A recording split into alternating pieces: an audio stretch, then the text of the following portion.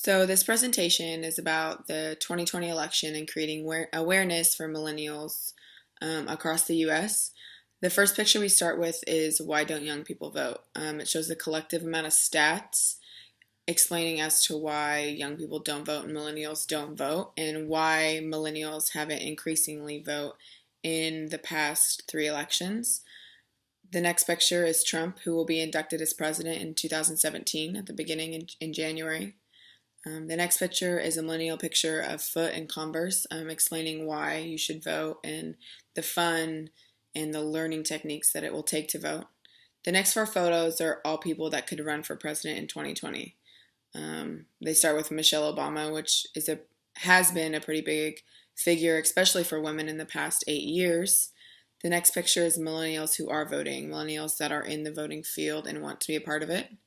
The next is millennials in the business world. Next after that is your voice, your vote. Be proud of what you believe in and don't be scared to get an educated debate. But starting with the education behind it is where we want to start with the blog. The next photograph in the slideshow is the White House, the symbol for where all this happens.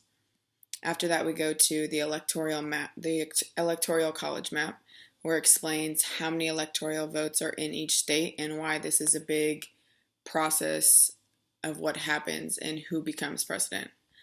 The next slide is questioning if your vote really counts.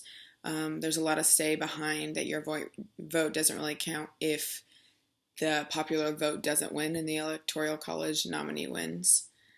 Graffiti on the electoral college, people putting art all across cities around the world explaining as to why that they don't think it should be there.